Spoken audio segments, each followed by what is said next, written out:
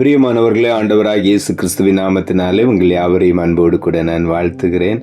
ஆண்டவர் கிருபையாய் நமக்கு கொடுத்த இந்த புதிய நாளுக்காக முதலாவது நாம் ஆண்டவருக்கு நன்றி சொல்லுவோம். ஆறாத காயங்கள் ஆறும் ஆரோக்கியம் வாழ்வினில் மூடும், ஆற்றியே தேற்றும் நல்நாதர் போற்றியே பாதம் பணிவோம். அநாதி தேவனை அடைக்கலம் பாரினில் அநாதையாவது இல்லை.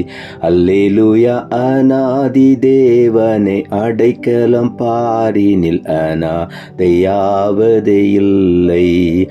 ஆனந்த துதி ஒலி கேட்கும், ஆடல் பாடல் சத்தமும் துணிக்கும், ஆகாய விண்மீனாய் அவர் ஜனம் பெருகும், ஆண்டவர் வாக்கு பலிக்கும்.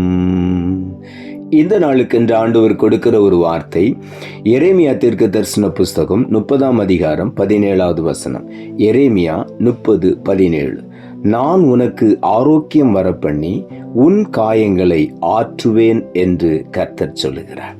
இந்த நாளில் ஆண்டவருடைய வார்த்தை சொல்லுகிறது, உனக்கு ஆரோக்கியம் வரப்பண்ணுவேன், உன்னுடைய காயங்கள் எல்லாவற்றையும் நான் ஆற்றி குணமாக்குவேன் என்று ஆண்டவர் சொல்லுகிறார். ஆகவே அது ஒருவேளை சரீர பிரகாரமாக வந்த காயங்களாயிருக்கலாம், இல்லாவிட்டால் உள்ளத்தின் ஆழத்தில் இருக்கிற சிந்தையில வரக்கூடிய காயங்கள், இருதயத்தில் வரக்கூடிய காயங்களாயிருக்கலாம், மற்றவர்கள் சொல்லுகிற கடினமான வார்த்தைகளினாலே இருதயத்துக்குள் இருக்கிற காயங்களாயிருக்கலாம்.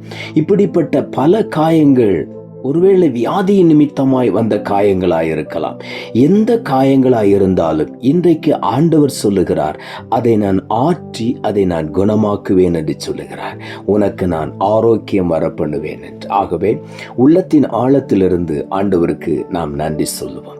எரேமியா தீர்க்கதரிசன புஸ்தகம் 33ஆம் அதிகாரம் 6வது வசனம் இப்படியாய் சொல்லுகிறது, இதோ நான் அவர்களுக்கு சவுக்கியமும் ஆரோக்கியமும் வரப்பண்ணி அவர்களை குணமாக்கி அவர்களுக்கு பரிபூர்ண சமாதானத்தையும் சத்தியத்தையும் வெளிப்படுத்துவேன் என்று ஆண்டவருடைய வார்த்தை சொல்லுகிறது. ஆண்டவர் சவுக்கியமும் ஆரோக்கியமும் வரப்பண்ணி குணமாக்குகிற ஒரு தேவன். ஆகவே இன்றைக்கு ஒவ்வொரு சரீரத்திலும் ஆத்துமாவிலும் ஆவியிலும் இருக்கிற எல்லா விதமான பலவீனங்களையும் எல்லா விதமான காயங்களையும் ஆண்டவர் ஆற்றி தேற்றி ஆரோக்கியம் வரப்பண்ணி நம்மை பரிபூர்ணமாய் குணமாக்கி சமாதானத்தையும் சத்தியத்தையும் வெளிப்படுத்துவேன் என்று சொல்லுகிறார். பரிபூரண சமாதானத்தை ஆண்டவர் கொடுப்பார். உலகம் கொடுக்க முடியாத ஒரு சமாதானத்தை இன்றைக்கு ஆண்டவர் தருவேன் என்று வாக்கு பண்ணி இருக்கிறார்.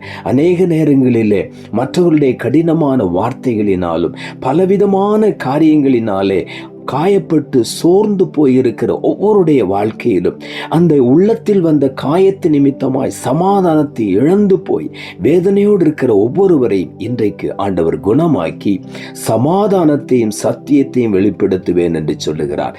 சத்தியம் நம்மை விடுதலையாக்கும் என்று வேதம் சொல்லுகிறது. சத்தியத்தையும் அறிவீர்கள், சத்தியம் உங்களை விடுதலையாக்கும் என்று ஆண்டவருடைய வார்த்தை சொல்லுகிறது. இயேசுவே வழி, அவரே சத்தியம், அவரே ஜீவன் என்று வேதம் சொல்லுகிறது. அவருடைய வேத வசனங்கள் சத்தியமாயிருக்கிறது. வார்த்தையாகிய சத்தியத்தை அனுப்பி குணமாக்குவார். அந்த சத்தியத்தை ஆண்டவர் இன்றைக்கு வெளிப்படுத்துவேன் என்று சொல்லி இருக்கிறார். மல்கியா தீர்க்கதரிசன புஸ்தகம் 4ஆம் அதிகாரம் 2வது வசனம் இப்படியாய் சொல்லுகிறது, என் நாமத்துக்கு பயந்திருக்கிற உங்கள் மேல் நீதியின் சூரியன் உதிக்கும், அதன் செட்டைகளின் கீழ் ஆரோக்கியம் இருக்கும் என்று இங்கே ஆண்டவருடைய வார்த்தை சொல்லுகிறது. கர்த்தருடைய நாமத்துக்கு பயந்திருக்கிற ஒவ்வொரு தேவ பிள்ளைகளின் மேலும் நீதியின் சூரியனாகிய இயேசு கிறிஸ்து உதிப்பார்.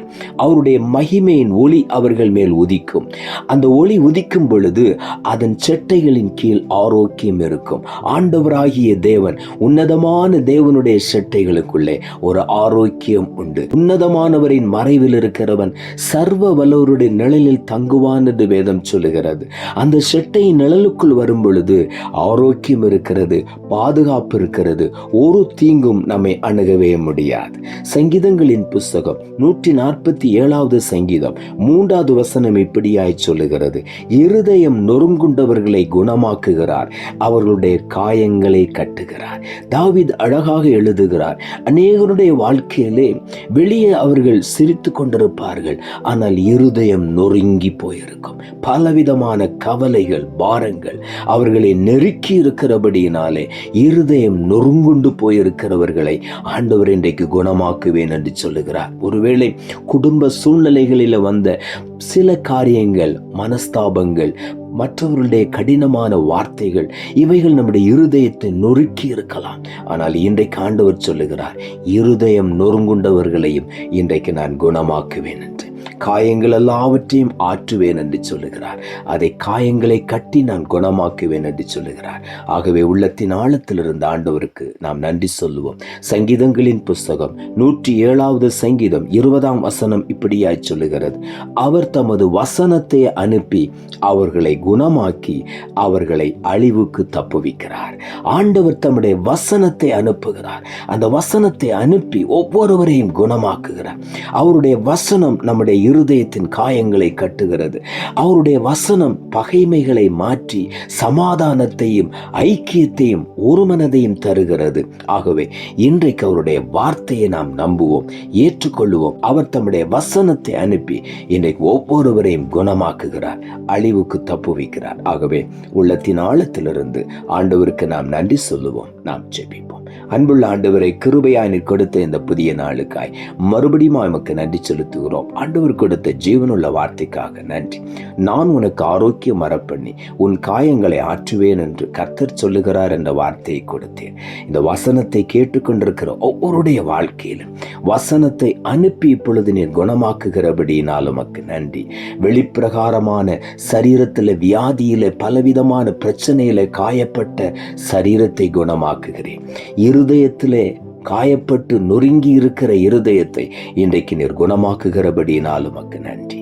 ஒவ்வொருவரையும் நீர் குணமாக்கி சமாதானத்தையும் சத்தியத்தையும் வெளிப்படுத்தி அவர்களை ஆற்றி தேற்றி அரவணைத்துக் கொள்ளுகிறபடியினால் உமக்கு நன்றி. தாழ்த்தி உம்முடைய கரத்தில் ஒப்புக் கொடுக்கிறோம். இரட்சகர் இயேசுவின் நாமத்தில் ஜெபிக்கிறோம் நல்ல பிதாவே, ஆமென்.